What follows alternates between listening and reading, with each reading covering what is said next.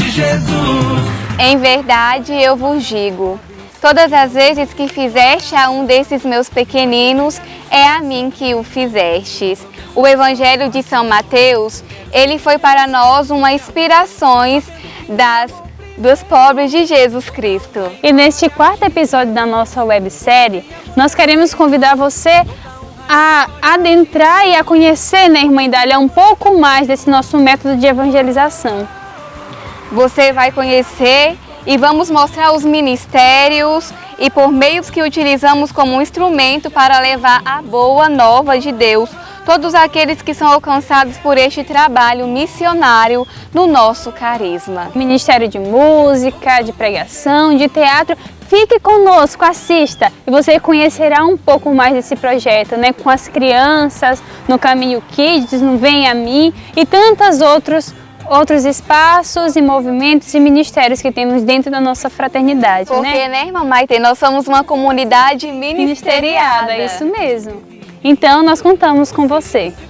Ele me ungiu, primeiro, o contato com Deus. Ele me ungiu. Eu me encontrei com Ele. E depois, o segundo mandato, sair. Ir ao encontro do outro. Isso nos encanta. Então, creio que essa passagem muito nos fala, porque nos indica qual a missão. Se encontrar com Jesus de Nazaré, em qualquer situação, em qualquer lugar, em qualquer pessoa, né? Sair de nós mesmos. Jesus sempre ensinava isso, né? Sair de si, ir ao encontro do outro, né? Nos evangelhos sempre vamos ver Jesus que vai ao encontro do outro constantemente. Seja a pobre viúva, seja aquele cego, seja o abandonado, seja aquele que para a sociedade não tem um valor, mas que para Jesus ele encontra a alma de uma pessoa necessitada. Por isso Jesus diz, né, depois, ide. Então ele unge não para ser somente ungido e ter a graça da unção, mas para ser ungido e sair ao encontro do outro. Isso é belíssimo. Por isso as nossas fontes, né? Jesus de Nazaré é o nosso modelo de vida. E assim fazer missão dia a dia. Fazer missão não é somente fazer grandes eventos, grandes encontros, mas fazer missão com cada ser, né? Dignificando, dando a ele, para cada pessoa, para cada humano, aquele amor que Deus nos deu e fazer chegar no coração de cada um deles também, fazendo chegar esse amor de Cristo, que nos amou por primeiro, e assim também fazer com que o outro se sinta amado por Cristo, né? Através da minha vida, através do meu testemunho, através do meu convívio com cada homem, com cada mulher. Para mim, ser missionária é colocar-se ao serviço da humanidade sofredora, né? Nos seus múltiplos rostos, assim como pede o nosso carisma, né? Tanto na oração também, como no contato vivo, diário com homens e mulheres desfigurados, muitas das vezes que precisam de esperança, precisam escutar a voz de Deus, né? É dar a vida, né? Ser ponte de amor, semear o amor, né? Nós somos, como eu já disse, um território sem fronteiras, né? O missionário, ele é um território sem fronteiras, né? Que tem a segurança somente em Deus, deixando Deus nos guiar para onde quer que Ele nos leve, e assim acreditando também que Deus dá a força, que Deus capacita, que Deus concede os dons necessários, que Deus vai abrindo os caminhos da missão para que a sua vontade seja realizada, o Evangelho chegue a todos os povos, a todas as pessoas. Eu sou apenas um instrumento, né? Sou apenas algo nas mãos de Deus, um semeador, como um semeador, né? Como diz São Paulo, né? Um planta, o outro rega, mas quem faz crescer sou Deus, né? Eu sou apenas o semeador nas mãos de Deus. Eu sempre falo que os pobres de Jesus Cristo é aquilo que vai nos dizer a nossa regra de vida, buscar os pobres nos seus múltiplos rostos. Então, onde está um pobre, aí há uma missão dos pobres de Jesus Cristo. A missão das Madalenas, onde as nossas irmãs também, elas estão mais engajadas. Então, eu sempre tenho para mim, como freio da Fraternidade do Caminho, ao longo desse tempo todo, que a missão da Fraternidade ao Caminho é aquilo que o nosso fundador e a nossa fundadora, alguns anos atrás, veio incutindo em nós, no nosso carisma. os pobres nos seus múltiplos rostos. Então eu defino muito a missão da fraternidade assim. Talvez tenha uma definição própria a se dizer, mas a definição maior a se dizer da fraternidade é aonde está um pobre, aí há a missão da fraternidade. E não é só o pobre que está nas ruas, não. A gente pensa, os pobres só estão nas ruas, e os pobres de espírito também, que é onde a nossa fraternidade também quer alcançar também. Então nós temos aí as nossas missões. Então, a minha primeira experiência em missão na fraternidade foi em Recife, e eu posso definir como desafiadora, né? Porque eu precisei sair das minhas seguranças, das minhas certezas, assim como Deus disse para Abraão, né? Sai da casa do teu pai, da tua família, né? E vai para a terra que eu vou te dar, né? Eu também precisei fazer isso. Acredito que assim como qualquer um de nós, missionário, é preciso fazer essa experiência de deixar Deus conduzir, né? De ouvir a voz de Deus. E a missão do Recife para mim foi desafiadora porque na época era uma das missões que era mais pobre da nossa comunidade, era uma das missões mais pobres. Então eu precisei deixar as minhas seguranças, deixar tudo aquilo que de fato eu construí para minha vida para poder viver daquilo que Deus me pedia, né? E foi marcante, com certeza, porque foi uma experiência de se esvaziar, uma experiência de deixar mesmo Deus falar e conduzir e acreditar que Ele estava guiando os meus passos. Então foi algo que para mim também amadureceu a vocação e fez me questionar verdadeiramente aquilo que Deus me pedia, né? Mas foi algo que eu não me arrependo e algo grandioso, assim, que marcou o meu chamado.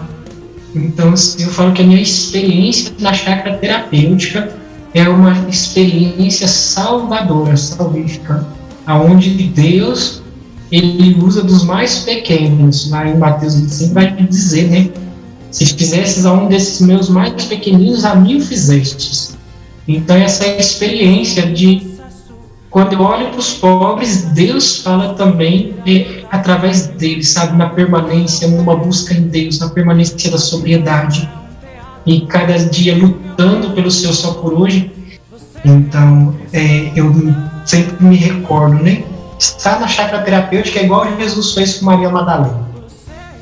Quando aquele tanto de homem levou aquela mulher para ser apedrejada, e aí simplesmente ele se abaixou. Ele foi a condição daquela mulher.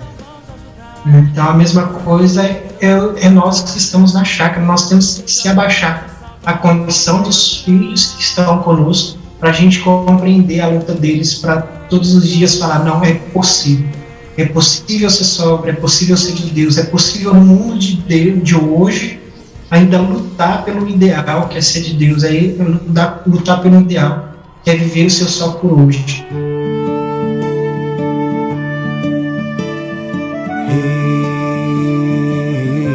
A missão Sede Sóbrios na nossa fraternidade é um movimento que surgiu para contribuir no conhecimento da dependência química e para auxiliar os dependentes químicos, que nós chamamos de filhos e filhas prediletos. Esse movimento ele vem criando uma rede de formações para ajudar os nossos filhos a serem mais felizes na mudança do comportamento, reformulando o seu estilo de vida, a fim de que seja possível para eles, né, construir, né, relações saudáveis, né, porque a gente sabe que o dependente químico eles têm tendência a ter relações destrutivas. Então a missão Sede Sóbrios ele vai trabalhar isso, né, no aspecto formativo, né, dos religiosos, leigos e leigas interessados no âmbito da dependência química, né, mas com o foco de poder auxiliar, né, os filhos que se encontram conosco em tratamento, mas também pessoas que queiram engajar-se, né, nessa causa da dependência química. Mas tem a sala dos filhos, que é uma sala de escuta, onde os filhos vão partilhar as suas dificuldades da sua semana, aquilo que afligiu o coração de cada um deles, mas também a busca dele pela sobriedade, pelo seu só por hoje. Também tem a sala das famílias, que é onde nós trabalhamos com os 12 passos também familiar, onde nós vamos preparando aquela família a acolher os nossos filhos depois na família, né? Então, é uma missão onde que é uma pastoral de escuta também, dentro dos seis sóbrios. É uma missão que é a pastoral da escuta. Nós precisamos escutar também as feridas e as dores das famílias dos nossos filhos. Então, é onde que tem jovens, leigos, religiosos, engajados nessa pastoral. Tem casais também engajados nesses seis sóbrios. E depois dos seis sóbrios, ele também tem uma estrutura onde é uma casa de passagem, que é a casa de triagem, que nós chamamos hoje, que o filho ele fica lá no mínimo. Hoje, na nossa região aqui de Minas Gerais, o filho fica no mínimo 15 dias na casa de Governador Valadares, onde ele vai passar um processo ali de adaptação dentro do programa terapêutico. Depois disso, os freios vão acompanhando ali e mandam para a chácara terapêutica. Então, faz parte também da equipe Seis Sóbrios também acompanhar esse filho, acompanhar os freios, ajudar os freios no acompanhamento. Ele vai entrar em todo um cronograma de tratamento. Trabalhamos, né, os 3 pilares, né? A vida de oração, a vida de disciplina, a vida de trabalho, para que eles possam entender que nesses três pilares eles conseguem manter a sobriedade. Então, desde o despertar, né, eles são convidados a estar conosco na capela, porque a gente vai trabalhar a vida de oração, entregando essa vida a Deus, fazendo com que eles possam se reestruturar na sua espiritualidade. Né? Depois tem a disciplina, cumprir os horários, para que eles possam, uma vez mais, dominar a ordem na sua vida. E depois o trabalho, que nós chamamos de laboterapia, no qual, através do labor, eles vão se conscientizar o quanto é importante, né, voltar ao trabalho, né, a se sustentar, a cuidar da vida, a cuidar da casa, a cuidar de tudo aquilo que está em volta dele. Então, a oração, disciplina e trabalho é as 3 vertentes do tratamento terapêutico na casa com filhos e filhas prediletas. Então, é de cima para baixo, nunca é de baixo para cima. O poder superior, que é Deus, né, através da oração, ele vai norteando toda a vida do filho e da filha predileta que está conosco nas casas terapêuticas. Então, nosso trabalho ele é muito interno, né? Então, sobretudo aqui nós moramos em Cubatão, nós vamos trabalhar na parte da catequese, catequizando, instruindo a filha, né, na vida cristã. É uma maneira de evangelizar. Temos os encontros querigmáticos também, no qual jovens, amigos, leigos vão estar conosco nesse processo de evangelização, apresentando para a filha esse novo tempo de Deus. Né? Daí temos os resgata-nos, que acontece internamente também em nossa casa, mas também temos a oportunidade de ofertá-lo externamente, como nas nossas casas de missões. Né? Daí a missão Sede Sóbrio, juntamente com o religioso que está à frente da missão, vai ajudando nessa evangelização. Né? Então, hoje nós temos os Sede Sóbrios, os encontros dos Sede Sóbrios, que chamamos encontros de manutenção, né? Que vai mantendo essa sobriedade e vai evangelizando também o filho e a filha predileta a estarem nessa vida essa vida nova em Deus, né? Essa vida nova em Cristo. Para nós, e principalmente para os acolhidos nossos, que nós chamamos filhos prediletos, né? Pois a gente tenta apontar que um desejo de família a eles também, de construir uma família em Deus. Então, tem sido uma experiência muito rica a nós, principalmente para o nosso matrimônio, mas também no dia a dia, compartilha aos filhos, né, que nós temos, e eles vêm relatando a nós isso, né? Então tem sido maravilhoso, né? Então a gente está desfrutando dessa graça que Deus tem nos proporcionado dia a dia. A luta deles é do sobrenatural de Deus. Eu sempre falo que a vida dos filhos prediletos é uma luta do sobrenatural de Deus em permanecer na graça. Então, assim, é escandalizante. Os pobres, eles me escandalizam a cada dia. Então, quando eu olho para os filhos, eu falo, eu não tenho direito de desistir. Porque eles não desistem. Eu, morando 3 anos aqui na chácara, lógico que tem os altos e baixos dos filhos prediletos aqui. Tem hora que eles dão vontade de ir embora, mas principalmente hoje nessa turma que nós estamos, são 15 filhos aqui conosco morando.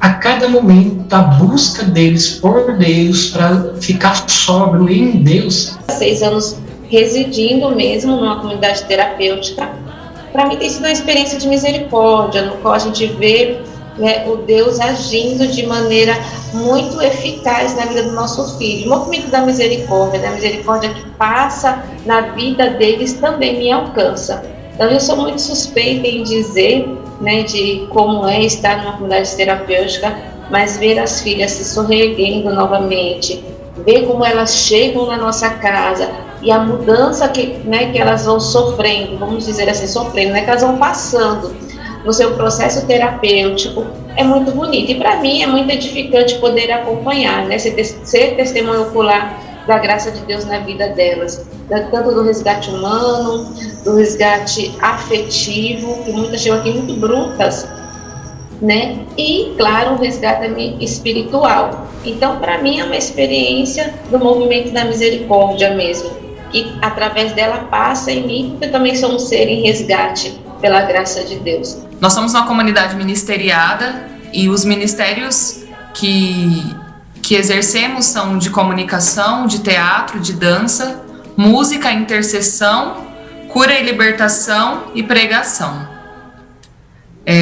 Muitos são os dons que Deus nos dá, né? Muitos são os ministérios também, mas todos nós trabalhamos em honra somente do Senhor. Eu que estou aqui morando aqui em Los Angeles, por exemplo, tem gente ligando de todos os lugares, tipo Centro-América, América do Sul, aqui dos Estados Unidos, em muitos lugares, porque viram os nossos vídeos, então se sentem muito mexidos, eu quero contribuir com o trabalho de vocês, enfim, eu me senti muito tocado com esse vídeo, então tem chegado a lugares que a gente nem imagina, nem o nosso trabalho, a música, tudo que a gente faz, mesmo que seja simples, chega a lugares que, enfim, até os confins da terra, né? E eu tenho experimentado muito nesse tempo, assim, de maneira muito especial, quanto o nosso trabalho tem chegado nos corações, tanto dos pobres, como também de todas as pessoas que nos olham no YouTube, no Spotify, no Deezer, e em todas as plataformas que a gente tem publicado o nosso material. Eu acredito muito, né, nesse Espírito Santo de Deus que vem, que sopra sobre nós, assim, nos inspira. E todas as letras, as melodias, tudo que foi inspirado por Deus através dos irmãos e das irmãs, tem sido uma experiência muito, muito boa, porque, enfim, é uma parte do nosso carisma que a gente está começando a descobri-la de maneira mais profunda. A gente já tinha outros CDs anteriormente, desde o começo mesmo, mas hoje está se desenvolvendo com mais força ainda, e eu acredito que esse tem sido um movimento do Espírito de Deus, e tem sido letras profundíssimas, melodias muito bem trabalhadas, enfim, tem sido um trabalho cada vez com os anos melhorando, né? Desde o começo foi muito bom, mas hoje ainda melhorando também, mais e mais com aquilo que a gente tem para oferecer, né? Um pouco mais com o melhor, né? Com a melhor qualidade. Aqui eu tive a experiência de ver pessoas que vivem a miséria, de fato não ter o que comer num dia e bater à nossa porta e pedir um prato de comida somente para aquela hora. Então viver como o pobre de Jesus Cristo aqui na África, em meio a esse povo, é você saber que você vai estar lidando com pobres a todo momento. E não é um bairro, não é um lugar, é um país, é uma província que vive um estado de pobreza. Então é uma realidade que desafiadora, né? Não é porque existe a pobreza, porque existe um povo empobrecido, que a gente pode discriminar ou fazer que é um país que não nos enriquece. Pelo contrário, nos enriquece de ensinamentos, nos enriquece também de aprendizado e aquele propósito que a gente às vezes aprende na nossa formação, né? Quando nós vamos junto aos pobres, ele sempre nos enriquece. Mesmo quando não se pode nos dar nada, mas pelo contrário, recebemos muito quando vamos ao encontro. Então, viver aqui hoje, como pobre de Jesus Cristo, é saber que o nosso carisma ele é nato, nos ensina, naquela pastoral do encontro, né? Sempre sair ao encontro daqueles que mais precisam, e aqui basta sair na aldeia e se encontra inúmeros casos. A África é uma missão que nos encanta, assim, primeiro pelos desafios que ela mesma nos dá e que não nos deixa se acomodar. A gente pensa que é um país ou um estado, mas a África é um continente, um dos maiores que tem. Então, cada pedacinho da África é um mundo. Só para ter uma noção, por exemplo, nós estamos em uma província, que no Brasil seria um estado, e que só aqui se fala 5 línguas diferentes. Então, se você anda cada pedacinho da província, do estado, você vai se deparar com um povo, com a sua língua, com a sua cultura, então uma diversidade. Então, fazer missão na África é se desafiar, todo momento, a todo instante, e viver daquilo que é fora de um cronograma, que é atípico, porque cada dia é uma experiência nova. Também temos um trabalho com jovens aqui, de uma maneira diferente, talvez de que encontramos na fraternidade, mas porque estamos numa aldeia onde ele não tem recurso nenhum, não tem perspectiva nenhuma. Então, por meio dos projetos sociais de corte e costura, pode aprender a profissão de curar. Por meio de uma padaria, aprendem a fazer pães, bolos, e todos esses projetos, quem produz ainda tem um recurso para que possa se manter e ter as suas coisas também, além da profissão, né? E também aquilo que a gente faz, né? O apoio ali moral, de estar junto, de estar escutando a história de cada um, os seus dramas, aquilo que a gente pode ajudar, qual é outro apoio. Às vezes podemos pensar assim, nossa, mas a África é o fim do mundo. E se a gente poder se expressar bem, é o contrário. O início do mundo, o início do homem sapiens se deu por aqui nesse continente, nessas proximidades, né? Se a gente for ver Jesus, quando teve que fugir, ele veio para o Egito, veio para o continente africano. Então, digo assim, o contato com as culturas, com as línguas, com os povos, só nos enriquece, nos faz pensar diferente, nos faz ver o mundo de outra maneira, nos faz criar uma perspectiva assim tão diferente, tão enriquecedora, né, que aqui para mim tem sido um aprendizado imenso, e acredito que para cada um daqueles e daquelas que vivem nas missões adigentes, né, só temos a aprender e, sobretudo, né, diante de uma nova cultura, daqueles que fazem a experiência da missão adigentes, é um se lançar total, um desafio total. Vale a pena se lançar em uma outra cultura, uma outra língua, seja ela aquela língua que aprendendo vamos usar universalmente, como um inglês, um francês, um espanhol, mas seja aquela língua como nós costumamos dizer aqui, né? Não vamos usar em lugar nenhum, que é a língua que aprendemos nas missões na África, que é a língua de cada povo. Do nosso chamado, né? Que foi Deus, né, que nos chamou, a nossa vocação, pois suscitava, já como minha esposa falou, suscitava dentro de nós, já despertava esse desejo missionário, né? Nós não sabíamos, né? Então não era religioso, não era uma coisa religiosa, não sabia. Mas o desafio, o primeiro foi, primeiramente, deixar tudo, né? Deixar seus sonhos, né? A sua expectativa de vida antes de assumir a vida missionária que tínhamos, né? Estudo, trabalho, deixar a família e para seguir os sonhos de Deus, né, para nós. Então, isso é um desafio grande primeiro, né? Então, deixar seu estado, sua cultura, né? E vivenciar aquilo que Deus quer para a gente. Então, é um desafio grande. Primeiramente é esse desafio, né, que a gente tem de largar tudo. Realmente a gente largou tudo para vivenciar o nosso chamado, a nossa vocação, né? Nós não sabemos como ia ser para frente, né? Depois, além de deixar a família, deixar seus sonhos, depois deixar, no tempo nós namorávamos, depois deixar a minha namorada em Belém e depois eu primeiro passei por São Paulo, depois por Porto Velho. Então foi esses desafios, né?